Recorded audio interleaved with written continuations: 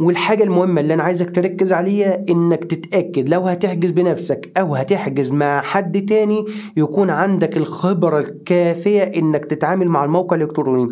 هو موقع إلكتروني زي أي موقع، بس محتاج منك أنت لو هتحجز بنفسك تكون متمكن في التعامل مع الكمبيوتر، وتتأكد كويس جدا إن الإمكانيات اللي معاك كويسة. يعني تتأكد إن الجهاز اللي هتحجز إن شاء الله من خلاله يكون قوي وحديث، سواء موبايل مش هيفرق أو لابتوب أو كمبيوتر. أهم حاجة يكون جهاز حديث علشان يساعدك في الأوامر يوم الحجز وياخد معاك بسرعة، ويساعدك إن شاء الله إنك تنافس مع الأعداد الكتيرة جدا اللي داخلة على الموقع في نفس التوقيت. والمهم هنا برضو إنك تذاكر كويس جدا وتسمع فيديوهات اللي منزلها بنك التعمير وإسكان عن كيفية الحجز، علشان ما تجيش يوم الحجز تقعد تستكشف وتضيع وقتك. الموضوع ما بيحتاجش استكشاف، لازم تدخل وانت عارف هتعمل ايه علشان تنجز المهمة بسرعة جدا وتقتنص شقة من الحاجات المميزة اللي انت اخترتها من كراسات الشروط او قطعة ارض. والحاجة التانية بقى يا صديقي في موضوع الحجز الالكتروني، لو انت متفق مع شخص او مكتب هيحجز لك لازم تتأكد كويس جدا انه فعلا عنده الخبرة، لانها فرصة العمر لازم تحافظ عليها كويس جدا جدا وتقتنص شقة. فبديهي ومنطقي ما دام رايح لحد متخصص يحجز لك حاجة كويسة بقدر المستطاع، مش هيعمل المستحيل، ولكن المفترض انه يكون على علم وفاهم كويس لعملية الحجز وطبق الكلام ده قبل كده كتير. وهثبت لك ازاي انك تتأكد انه فعلا بيحجز وانه يقدر يجيب لك حاجة مميزة، وهظهر معاك دلوقتي على الشاشة الحاجات دي. فانت مادام اخدت القرار انك هتحجز عن طريق شخص تاني او مكتب او سايبر او اي شيء من هذا القبيل، يبقى لازم تتأكد فعلا انه هينفذ لك الموضوع باحترافية وعلى اكبر قدر ممكن من النجاح ان شاء الله، انك تفوز بافضل شيء مميز. طبعا هو الموضوع نسبي وموضوع توفيق من ربنا عز وجل في الاول وفي اخر، بس احنا بناخد بالاسباب وبنمشي في الطريق الافضل اللي ممكن يوصلنا للهدف ان شاء الله. فخلاصة الموضوع انا عايزك تركز على سابقة اعماله وتقول له انت حجزت قبل كده، لو سمحت ممكن تخليني اطمن ان الامور ماشية معاك تمام.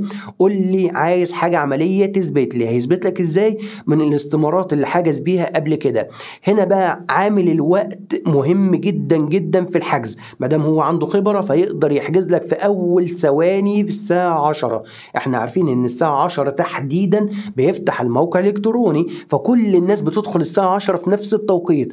الفكرة هنا بقى مين اللي سبق مين في الحجز، يعني مين اللي دخل مثلا على شقة 19 احنا اتكلمنا عنها في اول ثواني وحجزها، في بقى اول 20 ثانية، اول 30 ثانية، اول دقيقة، اول 5 دقايق، اول 10 دقايق، اول ربع ساعة، حسب بقى الموقع والتقل اللي فيه وامكانيات النت وسرعته وامكانيات الجهاز وسرعتك انت كمان. يعني مثلا لو الموقع شغال وانت امكانيات كويسة معاك ومش بتستكشف هتقدر تحجز في اول ثواني. لو الامكانيات اللي معاك مثلا مش مساعداك قوي فممكن بقى ياخد معاك شوية وقت عقبال بقى ما توصل للموقع او توصل للشوية، علشان الاعداد الكتيرة اللي داخله على موقع في نفس التوقيت. فممكن الموقع مثلا يستجيب معاك مثلا 10 ودقيقة، 10 ودقيقتين، 10 وخمس دقايق، 10 وسبع دقايق، حسب بقى كثافة الضغط على الموقع. وساعتها بقى انت ونصيبك، ممكن يكون ناس اقتنصت الحاجات المميزة قبل منك وباقي حاجات مش مميزة قوي او الى حد ما كويسة ومقبولة وحاجات ضعيفة فانت هتختار منها، او ان شاء الله ربنا يوفقك وتختار من بدري جدا الحاجات المميزة.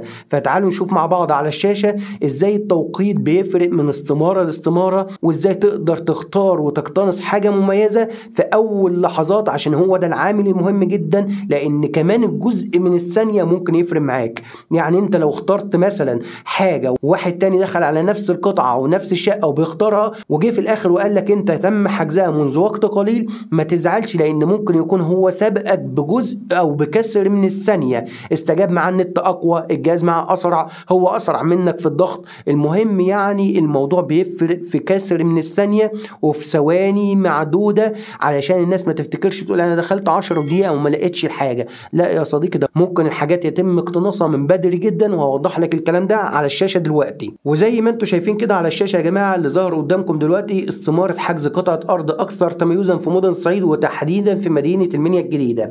وقت الحجز بقى اللي انت لازم تركز عليه، وقت الحجز هنا كان 10 بالظبط و25 ثانية و374 لحظة، يعني ما كانش فيه دقايق، ولكن هي كانت 25 ثانية وكسر من الثانية 26 تم حجز قطعة الأرض دي. فخلي بالك هنا، شوف 25 ثانية السرعة اللي انت قدرت تحجز بيها علشان تقدر تفوز بأفضل شيء مميز. ركز كويس جدا علشان الموضوع فعلا في ثواني. تعال نخش على استمارة تانية، مثلا بعد التأخير شوية أو الموقع ما استجابش معاك أو الإمكانيات اللي معاك أو قعدت تستكشف شوية، فاللي بعدها 10 ودقيقة و33 ثانية. شفت فرق التوقيت؟ فخلي بالك من مثلا 10 و25 ثانية لحد 10 ودقيقة و33 ثانية، ده وقت كبير جدا، ممكن يكون اتاخد فيه حاجات كتيرة جدا مميزة حسب الناس اللي بتحجز. تعال نشوف بقى التقل شوية في الإسكان المتوسط لما بيكون أعداد كتيرة جدا داخلة،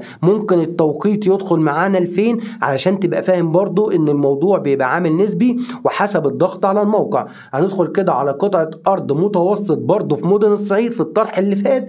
الوقت هنا كام يا جماعة؟ الوقت الساعة 10 و9 دقايق و53 ثانية وفي كسر من الثانية اللي بعدها.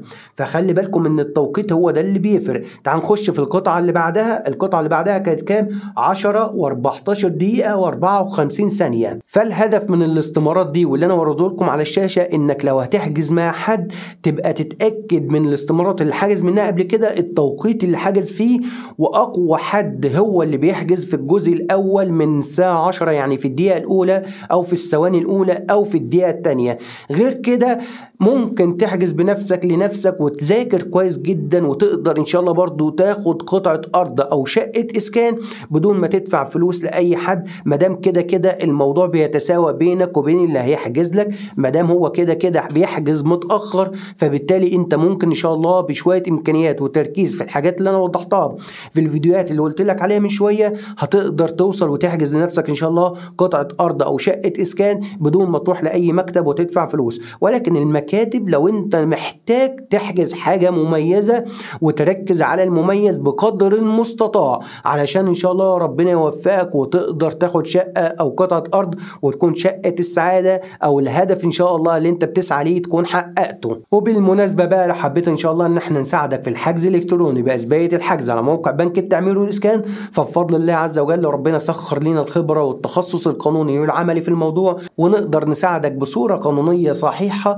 بدون اي تدخلات خارج التوقعات. ولكن الموضوع زيه زي اي حد بيحجز بفضل الله، بس الامكانيات كويسه والخبره موجوده ومفيش استكشاف. تقدر تتواصل معانا على الارقام اللي بتظهر دلوقتي على الشاشه، وان شاء الله نساعدك في الحجز الالكتروني ونحقق لك حلمك انك تفوز بافضل شيء ممكن، وكمان نساعدك في اختيار كل حاجه مميزه سواء قطع اراضي او شقق اسكان، وربنا ان شاء الله يجعلني سبب ان اسيب لك بصمه كويسه معاك في الموضوع ده. نقول لكم دمتم في رعايه الله وامنه. ما تنسوش الشير للحلقه عشان تفيدوا الغير، واشتركوا معايا في القناه وفعلوا زر الجرس عشان يوصلكم كل منشوراتي اول باول. والسلام عليكم ورحمه الله وبركاته.